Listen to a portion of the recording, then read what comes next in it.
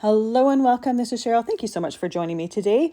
In this video, I'm sharing some Watercolor Holiday cards using the new HouseMouse Holiday Dreams collection. This stamp set is called Halloween Dragon. Absolutely adorable. Then we have the Sweet Twist stamp set. And I always love that HouseMouse has coordinating sentiments right with their stamps. And then lastly, I have Holiday Dreams here. Absolutely adorable. HouseMouse Designs images are always the most adorable images. And again, I absolutely love that there's coordinating sentiments to go with each one. Now, my favorite way of coloring these images is watercolor. Every once in a while, I will color them with Copic markers or Prismacolor pencils, but my absolute favorite is watercolor. So I am going to heat emboss these images onto some watercolor cardstock to watercolor the images. I just find watercolor really zen and really soothing and really calming. So that's why it tends to be my favorite way. I don't really have to do a lot of thinking with it. I just color the image. So I have watercolor cardstock here. I do like to use distress watercolor cardstock because I like that it's a nice bright white, but any watercolor cardstock will work. I'm stamping these with my Misti stamping tool so that I can stamp them a couple times to make sure that I have a nice crisp image. I did use some embossing powder tool on my watercolor cardstock before stamping the image. And when you use watercolor cardstock, there is one side that has more texture than the other. I like to use the side with the least amount of texture on it to get a nice crisp image. I am using some Walnut Stain Distress Glaze. Typically with my HouseMouse images, I will use Distress Glaze simply because it is not a stark black and it's not metallic. It's just got the nice color, and there's several different brown or gray tones that I find work really, really well with the HouseMouse images. So for this video, I chose to use Walnut Stain. You could use whatever color you want. Now, I tend to watercolor my images heat emboss my images for watercolor for a couple of reasons. Firstly, it makes watercoloring a lot easier. I don't have to wait for one area to dry before I watercolor the area right beside it. And secondly, because I find with watercolor, if you just use an ink to stamp and then watercolor, it can be a little bit flat. Now, I do use some different mediums once I'm done to add some extra texture to my watercolor, but I like the heat emboss lines because it adds a glossy line to the image, and it just adds that extra little bit of texture. And then the bonus is it makes it easier to watercolor because those little ridge lines from the embossing makes it easier. It keeps your ink in one area unless you accidentally go over that line. In general, the ink stays where you put it, or if you use too much water. Obviously, if your ink is too wet and it doesn't stay within the lines, it's going to start to bleed. But in general, the ink stays where you put it. It makes it a lot easier for that watercoloring. So I have my second image here that I stamped once again with that VersaMark ink. I'm heat embossing it with that Walnut Stain Distress Glaze, and I always use that embossing tool ahead of time to make sure that my embossing powder only stays on my VersaMark inked or my VersaMark stamped image. If by chance you get any of that embossing where you don't want it to go, just use a soft brush and brush it off before you melt it with the embossing tool. Now, using a Misti stamping tool for this makes it a lot easier because if by chance you don't get a full crisp image for that first stamping, you can go and stamp it in exactly the same spot. You do want to make sure to press around that stamped image to make sure that you transfer that whole image on your cardstock. Now, I'm using watercolor cardstock because I'm going to be watercoloring. You could try use mixed media cardstock as well. That can handle some water as well. I really like the Distress watercolor cardstock because it's a nice bright white. So once we have all of our images embossed, I tend to watercolor all three at once. I will pick whichever color I want and I will just use that color on all three images, and then I will let them all dry. I'm going to start by using some Stormy Sky on the background. Now, I do not watercolor my entire background. I will be darker with that color right around the image, and then I kind of fade it into nothing. I personally really like the suggestion of the background, not necessarily the entire background colored. Now, I'm watercoloring with Distress refills here. You could see that I just refilled my Stormy Sky because it was, I had like just a little bit left there and definitely needed some more ink in there.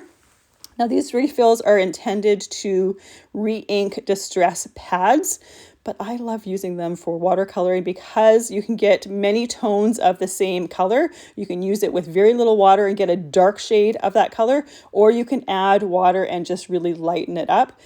I use these, or I keep these in a distress alcohol ink palette, and I have a little label to the bottom right of each color where I've written the name in a permanent marker, and then I use a brush to watercolor that color on there.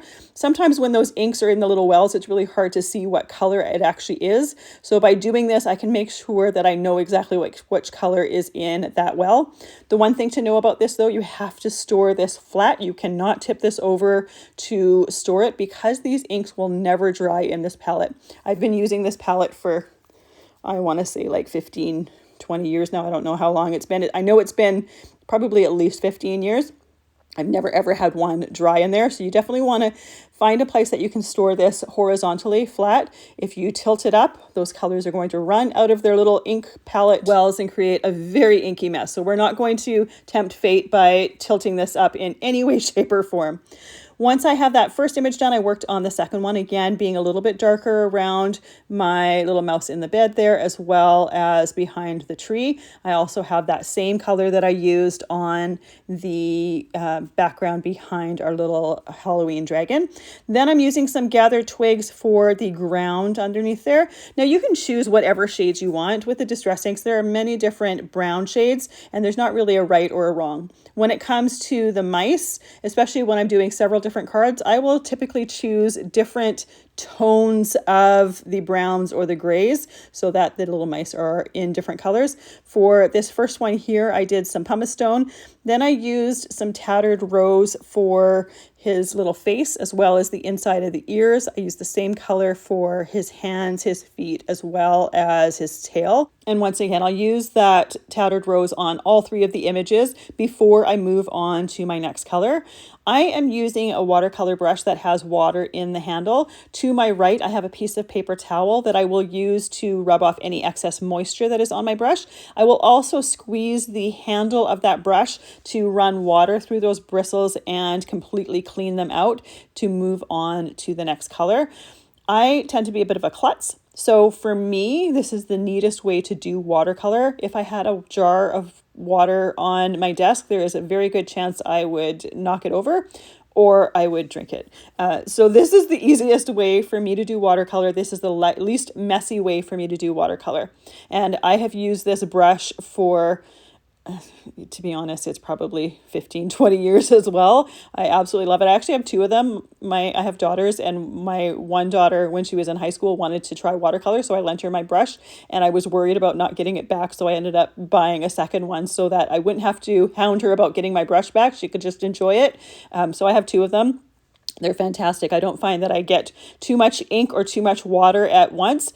I have a lot of control, and I like the nice fine tip on this particular one. So the next color I used was tea dye, and then I used some walnut stain to do the rest of the mice. Then I'm using some lumberjack plaid for the berries on the little vine here. Now I did my ink palettes before the last 12 of the distress inks came out, so I don't have wells for some of those colors, so my lumberjack plaid happens to be on the lid. I really know I need to redo my whole palette so that I have all of them in there. I just haven't had the time or motivation to do it yet. This works for the time being. It's definitely not the most perfect solution, but it works. Anyways, that is lumberjack plaid there. So again, I'm going to do anything that I want in that lumberjack plaid on all three of those images. Now, when I'm doing my watercolor, when you first put that color on the brush, that is when it's going to be the darkest. So I will purposely do the areas that I want it to be darkest. Then I will take some of the excess ink off of my brush. And if by chance the color is a little bit too dark in some of the areas, I can always lift some of that color up and then wipe it onto my paper towel that is on the side. I don't have to worry about everything being too dark. I want to make sure that I have some color variation, some lights, and some shadow. The next color that I used was some forest moss on a couple of those little stockings on that branch, as well as on the floor for this particular one.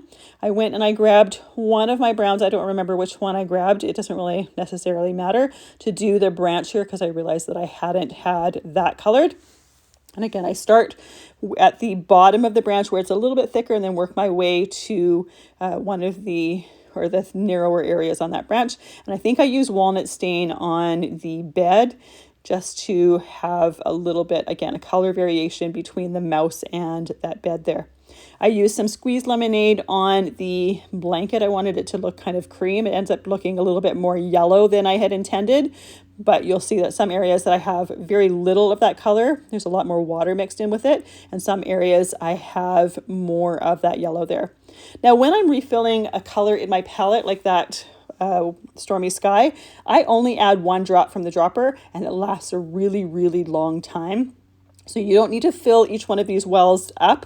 Just 1 drop is good. You can always add more if you find that you need more later, but I do tend to err on the side of caution. And those inks, again, they don't ever dry up, and they last a long time. They go a long way. So it's a great way to have one supply do more than one job.